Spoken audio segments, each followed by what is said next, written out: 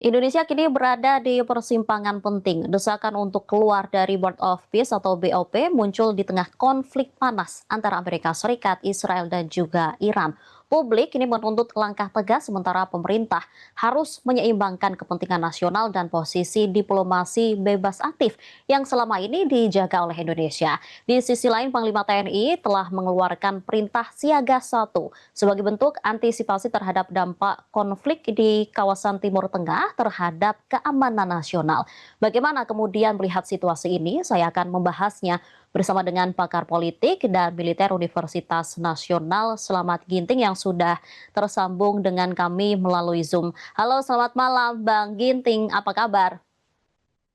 Selamat malam Mbak Tini, Alhamdulillah kabar baik. Oke, baik. Terima kasih Bang Ginting sudah menyempatkan waktu kemudian untuk berdiskusi bersama saya di Tribun News on Focus malam hari ini. Oke, kita mulai ya Bang. Ini sejak masuknya Indonesia ke BOP, pro kontra ini terus muncul begitu. Dan kini saat serangan dilancarkan Amerika Serikat Israel ke Iran, desakan agar Indonesia mundur di BOP ini kian kencang begitu. Sebagai pengantar, bagaimana ini Bang Ginting sendiri melihat desakan dari masyarakat sendiri? Ya, tentu saja masuknya Indonesia ke BOP itu sejak awal memang memunculkan perdebatan. Ini kontroversi, itu Hmm. tidak bisa dibantah. Jadi ada kelompok yang melihatnya sebagai peluang diplomasi untuk berperan dalam proses perdamaian global. Tapi di sisi lain juga ada masyarakat kita yang khawatir Indonesia terseret dalam konfigurasi geopolitik yang dipengaruhi oleh kepentingan negara besar, terutama Amerika Serikat. Jadi ketika konflik memanas akibat serangan Israel dan Amerika terhadap Iran, tentu saja tekanan agar Indonesia keluar dari BOP itu semakin meningkat sampai hari ini begitu. Oke. Kemudian apa resiko dan dampak strategis bagi Indonesia jika benar-benar memutuskan hubungan dengan BOP, baik dari sisi ekonomi maupun hubungan diplomatik global begitu? Ya, tentu saja ini tadi langkah agar Indonesia keluar dari BOP juga mencerminkan ada sensitivitas politik domestik ya terhadap konflik di Timur Tengah yang secara historis kita memang punya hubungan yang sangat kuat dengan Palestina begitu. Jadi dari sudut pandang diplomasi itu keputusan keluar atau bertahan tidak bisa didasarkan oleh sentimen jangka pendek, tapi harus jangka panjang. Nah, risikonya tentu saja jika Indonesia memutuskan keluar dari BOP, ada beberapa konsekuensi strategis ya. Pertama yang saya catat, risiko diplomatik. Indonesia selama ini dikenal sebagai negara dengan tradisi diplomasi aktif di dalam penyelesaian konflik internasional, maka keluar dari BOP juga bisa dibaca sebagai langkah mundur dari peran tersebut. Itu yang pertama. Yang kedua, Hmm. ada juga dampak terhadap hubungan dengan negara mitra. Negara mitra kan bukan satu dua, tapi banyak di Timur Tengah, juga negara-negara konferensi Islam. BOP merupakan inisiatif yang didukung oleh kekuatan global juga, walaupun tertentu tentunya. Jadi, jika Indonesia keluar secara tiba-tiba, ini juga bisa mempengaruhi hubungan strategis dengan negara-negara yang menjadi penggerak forum tersebut gitu misalnya. Loh kok lu cemen banget dari begitu aja udah keluar misalnya gitu. Kemudian yang ketiga tentu saja ada persepsi internasional yang tidak bisa kita bantah. Indonesia dipandang sebagai negara dengan kebijakan luar negeri yang bebas aktif. Jadi ya Indonesia bisa masuk mana saja ketika ada dua pihak berkonflik, bisa mau di mana saja. Jadi keputusan keluar juga nanti dianggap terlalu reaktif terhadap dinamika konflik global. Jadi reputasi kebijakan luar negeri Indonesia juga bisa dipertanyakan kembali. Ya memang plus minus ada yang setuju, ada yang enggak. Tapi seperti saya bilang, kita harus memikirkan betul-betul masak-masak seperti itu. Oke, apakah ada alternatif strategi yang lebih aman begitu bagi Indonesia selain keluar dari BOP untuk tetap menjaga kedaulatan ekonomi dan juga keamanan nasional begitu Bang Ginting? Pasti ada alternatif yang lebih realistis tentu saja kita memperkuat posisi independen kita di dalam BOP misalnya. Walaupun kita di BOP bukan berarti kita mau ikut sepenuhnya apa yang dilakukan Amerika misalnya. Kalau memang kemauan Amerika tidak sesuai dengan eh, konstitusi kita bahwa kita cinta damai tapi kita lebih cinta kemerdekaan, ya jangan ikuti. Artinya apa? Indonesia tetap harus bisa tetap harus berada di forum tersebut, tetapi juga secara jelas menyampaikan sikapnya, mendukung penyelesaian damai, menolak agresi militer, dan mendorong diplomasi multikultural. Utamanya adalah pesan the founding fathers kita bahwa kita kita akan tetap mengakui Palestina selama penjajahan di Palestina itu terjadi, maka kita tidak akan pernah mau mengakui Israel, akan membuka hubungan diplomasi dengan Israel. Jadi strategi Indonesia ini kita tidak boleh kehilangan ruang diplomasi, tetapi sekaligus juga tetap menjaga kedaulatan sikap politiknya. Alternatif yang lain, ya, kalau PBB membuat seperti itu, kita juga bisa masuk PBB. Persoalannya, PBB tidak mengeluarkan kebijakan untuk menyelesaikan kasus ini, sehingga BOP adalah salah satu jalan yang kalau kita keluar juga repot, kecuali sudah ada jalan PBB, kita bisa hengkang begitu aja dengan kemudian masuk di dalam pasukan perdamaian dunia di bawah payung PBB, begitu. Oke, kalau bisa saya simpulkan berarti kalau misal Indonesia akan keluar dari BOP ini juga akan, sedikit sulit begitu ya Bang Ginting ya? Iya, serba sulit karena ini kan Mmm, peluang satu-satunya nih. Peluang satu-satunya. Kita kalau kemudian ibarat main bola, kesempatan kita untuk mencetak gol ada kalau kita mmm. menjadi pemainnya. Tapi kalau kita di luar hanya penonton, nggak bisa. Kita hanya teriak-teriak doang gitu loh. Jadi juga serba salah gitu loh. Jadi karena ada peluang sedikit pun kita masuk. Jadi saya bisa memahami dalam konteks politik internasional seperti itu. Oke, di situasi global dan konflik di Timur Tengah yang saat ini memanas, apakah ini menjadi alasan yang paling tepat untuk keluar dari BOP atau justru situasi yang punya resiko besar untuk keluar dari BOP jika memang kemudian pemerintah memutuskan untuk keluar begitu? Justru ketika konflik global meningkat, ruang diplomasi ya sangat dibutuhkan. Ya ini kesempatan ruang diplomasinya. Jadi jika Indonesia keluar sekarang, peluang untuk berperan sebagai jembatan komunikasi bisa hilang. Kan Menteri Luar Negeri udah bilang juga bahwa negara-negara yang bertikai itu termasuk Palestina dan juga Israel serta Iran dan Amerika nggak ada masalah dengan posisi Indonesia. Sikap kita harus harus tetap apa namanya firm dengan politik luar negeri kita. Jadi jika kita keluar sekarang, peluang untuk berperan sebagai jembatan komunikasi bisa hilang. Nah, apalagi dalam sejarah diplomasi kita, misalnya pada era Presiden Soekarno dengan gerakan non-bloknya, kita sering betul memainkan peran sebagai mediator di tengah-tengah rivalitas global. Prinsip itu masih relevan. Di era Pak Harto juga gitu, dia coba menyelesaikan beberapa kasus di Asia Tenggara, misalnya beliau juga ke Bosnia, itu kan menunjukkan bahwa kita negara yang punya concern terhadap perdamaian, terhadap kemerdekaan sebuah bangsa begitu. Bang Giting kemudian, bagaimana pemerintah memberikan ketegasan positioning Indonesia ini atas konflik ini, agar ini juga bisa meredam situasi di tanah air begitu, karena banyaknya desakan untuk mundur dari BOP sendiri? Ya menurut saya setidaknya kita harus menegaskan tiga prinsip. Satu, menolak eskalasi perang. Kemudian kedua, mendorong penyelesaian melalui diplomasi internasional. Ketiga, menjaga kepentingan nasional kita dan juga stabilitas kawasan. Nah, sikap ini penting agar masyarakat domestik di Indonesia memahami bahwa Indonesia tidak berpihak pada blok tertentu. Walaupun kita masuk apa bridge, tidak berarti kita bagian dari blok Rusia Cina. Kita masuk BOP bukan berarti kita masuk blok Amerika Israel. Nah, itu pijakan kita.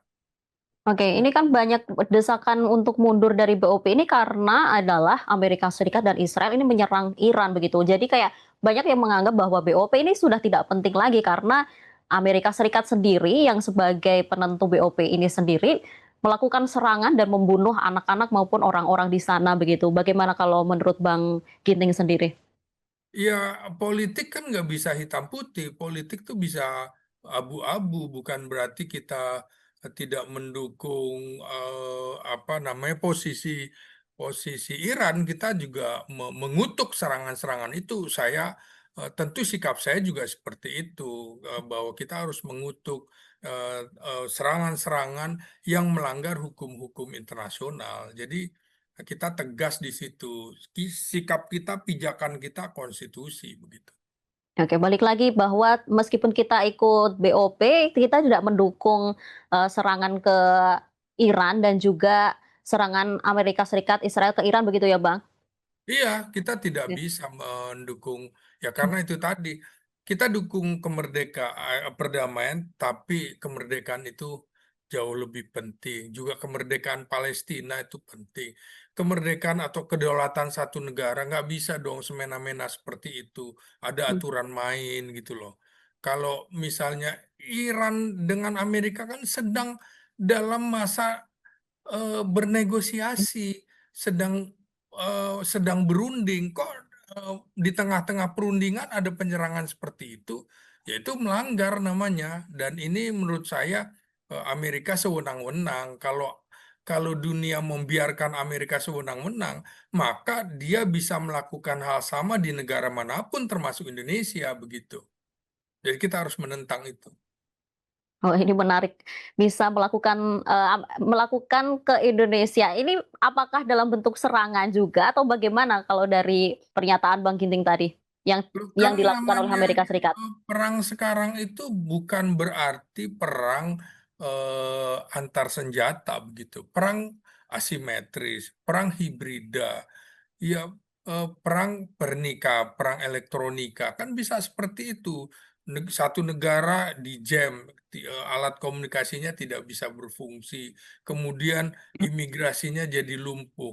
Kita tidak tahu sekarang karena itu masuk akal apa yang dilakukan pemerintah sekarang. Oh, kita melakukan misalnya siaga satu gitu. Jadi kita harus juga bisa melihat misalnya rencana Presiden Prabowo menjadi mediator bukan cuma Presiden Prabowo aja.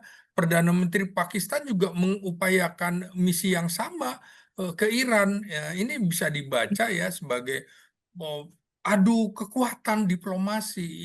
Pakistan ingin menunjukkan itu juga, Indonesia ingin menunjukkan hal itu juga.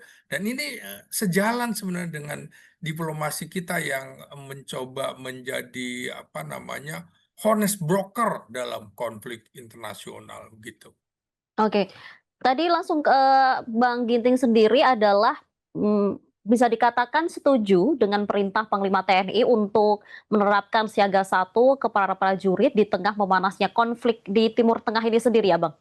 Persis, saya setuju Mhm. karena perintah siaga satu itu jangankan konflik di kawasan Timur Tengah, ketika terjadi pergantian kepemimpinan nasional juga itu siaga satu, jangan sampai ada sabotase. Jadi ini harus dilihat sebagai langkah antisipatif, bukan indikasi bahwa Indonesia akan terlibat langsung di dalam konflik.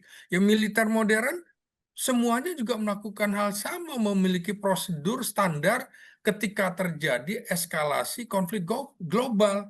Ya antara lain meningkatkan kesiapan pasukan, memantau ruang udara, memantau ruang laut, serta mengamankan objek vital nasional. Siaga satu ini bukan cuma Indonesia. Negara-negara di Asia Tenggara juga melakukan hal yang sama, apalagi di Asia Barat gitu. Jadi bagi saya ini semacam early warning gitu loh. Jangan sudah kejadian baru kita siaga. Yang namanya siaga kan persiapan.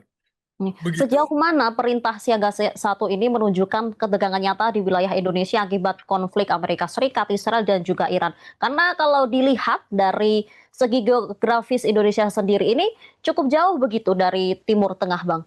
Tadi sempat Memang dikatakan kalau mungkin ada dari Israel akan menyabotase dan lain sebagainya, seperti itu. Ya, memang secara geografis jauh sekali kita ya dari Timur Tengah. Namun dalam sistem keamanan global yang saling terhubung, konflik besar bisa memicu efek tidak langsung. Seperti itu tadi, gangguan jalur perdagangan, energi, ketegangan politik domestik, aksi protes atau mobilisasi massa, serta ancaman keamanan non-konvensional. Di beberapa Pakistan misalnya, Karachi itu kan, kedutaan besar Amerika diserbu oleh publik yang marah terhadap kesewenang-wenangan Amerika. Loh, di Jakarta berpotensi hal yang sama, apalagi kedutaan besar Amerika ada di Jalan Medan Merdeka Selatan bersebelahan dengan kantor wakil presiden di tengah-tengah pusat kota Jakarta, Monas. Ini potensi ancamannya besar. Begitu juga dengan sekutu-sekutu Amerika, begitu juga kedutaan besar Iran bisa juga disabotase oleh pihak yang berlawanan dengan Iran. Karena itu menurut saya peningkatan kesiapsiagaan militer ya itu adalah langkah preventif, wajar dilakukan. Menurut saya begitu. Kalau dari, Bang Ginting sendiri, seberapa besar sih konflik antara Israel, Amerika Serikat, dan Iran ini berlangsung sampai kemudian akhirnya, Panglima TNI memutuskan untuk siaga satu, melihat adanya ancaman begitu di tengah situasi saat ini? Ya memang belum tentu ada ancaman ya, belum tentu ada ancaman langsung. Mmm, Namun negara harus bekerja dengan prinsip early warning system, mempersiapkan. Artinya lebih baik meningkatkan kesiapan lebih awal daripada bereaksi ketika situasi sudah memburuk. Kita pernah punya pengalaman ketika terjadi revolusi Islam Iran Islam Iran itu di tahun 1979 berefek ke Indonesia. Karena itu kita belajar dari situ. Militansi rakyat Iran ini kan kuat. Dia nggak mau kemudian kedutaannya di negara-negara lain juga menjadi sasaran. Maka itu pasti ada persiapan-persiapan. Begitu juga di Kedutaan Besar Amerika, persiapannya pasti luar biasa begitu.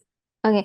Tapi ini ada yang berpendapat bahwa siaga satu ini bisa memicu kekhawatiran berlebihan begitu di masyarakat. Menurut, Bang Ginting sendiri, bagaimana TNI menjaga keseimbangan antara kewaspadaan dan tidak menimbulkan panik begitu di kalangan masyarakat saat ini? Nah, betul juga memang untuk menghindari kepanikan publik, TNI perlu menekankan juga bahwa siaga satu adalah prosedur standar keamanan. bukan bukan asal membuat aturan, juga bukan tanda perang, bukan tanda perang akan terjadi di Indonesia. Nah, persoalannya lagi adalah lagi-lagi komunikasi publiknya harus transparan dan ini penting agar masyarakat memahami bahwa langkah tersebut adalah bagian dari manajemen risiko, manajemen krisis ketika ada potensi-potensi ancaman yang akan mengganggu stabilitas nasional negara kita begitu. Oke, bisa dikatakan bahwa kepada masyarakat ini tuh kita tidak akan berperang secara langsung, tapi bisa saja nanti ada sabotase-sabotase yang dilakukan oleh pihak-pihak tertentu begitu ya, Bang, ya? Persis, memang Hmm, tidak secara langsung, mhm, justru kesiapan militer itu memperkuat posisi diplomasi kita. Negara yang memiliki stabilitas keamanan yang bagus, keamanan internal bagus, biasanya lebih dipercaya dalam menjalankan peran diplomatiknya.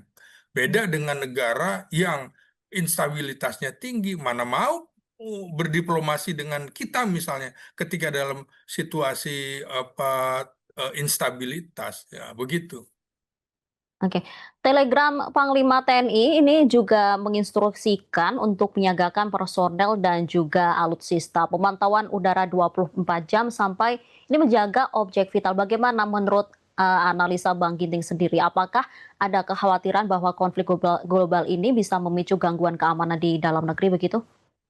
Ya, memang ada risiko gangguan keamanan domestik dan yang lebih realistis menurut saya bukan serangan militer langsung ya, tapi yang kita khawatirkan adalah aksi teror atau sabotase, propaganda digital atau ketegangan sosial akibat konflik global, yaitu tadi pendukung Iran, pendukung Amerika bisa bertumburan atau konflik di jalanan. Karena itu menurut saya pengamanan objek-objek vital ya seperti PLN, Pertamina, waduk segala macam itu untuk peningkatan fungsi intelijen kita menjadi sangat penting supaya misal tidak ada sabotase, sungai kita diracuni dan segala macam karena marah dengan sikap pemerintah Indonesia yang terlambat mengutuk serangan Amerika dan Israel bisa aja seperti itu yang kecewa juga atau Amerika kecewa dengan sikap Indonesia yang cenderung misalnya masyarakatnya mendukung Iran bisa saja mereka melakukan sabotase, teror, propaganda digital. Kita kan tidak tahu siapa pelaku propaganda digital itu gitu. Berarti memang harus benar-benar waspada begitu ya dari ranah TNI sendiri. Kemudian jika konflik di Timur Tengah ini semakin memanas, langkah apa kemudian yang sebaiknya TNI lakukan setelah siaga satu agar tetap selaras dengan kepentingan nasional dan kebijakan luar negeri bebas aktif begitu Bang Ginting? Ya, pertama yang saya bilang tadi, oh, fungsi intelijen kita masih harus kuat dulu ya. Hmm. Intelijen juga cyber kita supaya bisa menunjukkan ada apa nih, antisipasi serangan, infiltrasi jaringan ekstremis, operasi intelijen asing. Ini pasti intelijen asing sedang bekerja atau serangan terhadap cyber infrastruktur strategis. Misalnya mau membantu rakyat Iran disabotase misalnya. Jadi betul-betul langkah lanjutan militer atau TNI kita ini dalam menghadapi konflik memanas, jika eskalasi konflik meningkat, langkah TNI yang paling rasional yaitu tadi memperkuat pengawasan udara dan laut, meningkatkan koordinasi cyber dengan Badan Siber Sandi Negara, dengan cyber polisi, juga keamanan ketertiban masyarakat serta objek vital itu tadi. Dan lagi-lagi kesiapan logistik pertahanan kita harus kuat gitu loh. Jangan sampai kemudian ada serangan tiba-tiba logistik pertahanan kita nggak bisa digunakan. Nah, jadi semua harus berjalan paralel paralel dengan prinsip politik luar negeri kita yang bebas dan aktif begitu menurut saya. Oke, baik berarti apa yang dilakukan oleh TNI tadi bisa saya katakan lagi adalah bukan untuk perang secara nyata, bukan perang secara langsung dengan pihak-pihak tertentu, tapi memang untuk siap siaga apabila terjadi seperti tadi, sabotase, kemudian teror yang mungkin tidak bisa kita deteksi siapa yang melakukan begitu ya Bang Ginting ya? Dan juga Persis. Eh, oke, dan juga keluarnya BOP ini tidak secara mudah begitu untuk Indonesia untuk kemudian bagaimana, situasi di Timur Tengah yang memanas seperti ini ya Bang Ginting ya? Betul, kita harus pikir panjang, nggak boleh emosi dengan sentimen-sentimen publik yang hanya melihat Mhm. 2-3 langkah ke depan. Tapi kita harus jauh ke depan. Ini ada kesempatan, ya udahlah. Mudah-mudahan ini bisa menjadi jalan bagi Indonesia menjadi negara yang diakui, berinisiatif untuk perdamaian dunia, untuk kemerdekaan sebuah bangsa dalam hal ini Palestina. Jadi BOP harus kita tegaskan, BOP kita masuk demi untuk kemerdekaan Palestina, begitu, bukan untuk melawan negara apa teman-teman Palestina begitu. Oke, baik terima kasih Bang Ginting atas diskusinya malam hari ini sangat menarik. Semoga, konflik yang ada di Timur Tengah ini semakin menurun begitu, tidak semakin memanas karena lagi-lagi kalau memanas ini negara-negara yang terlibat akan semakin meluas dan dampaknya juga tidak akan hanya di Timur Tengah saja begitu, negara-negara Asia pun juga akan ikut merasakan dampaknya begitu ya Bang Ginting ya? Iya, Mbak Tini, betul sekali kesimpulannya. Sip. Oke, baik. Demikian wawancara saya bersama pakar politik dan militer Universitas Nasional Slamet Ginting. Nantikan diskusi saya bersama sejumlah narasumber lain di Tribun News on Focus. Saya Tina Afsin mewakili kru yang bertugas. Pamit undur diri. Terima kasih dan sampai jumpa. Download Tribun X sekarang. Menghadirkan lokal menjadi Indonesia.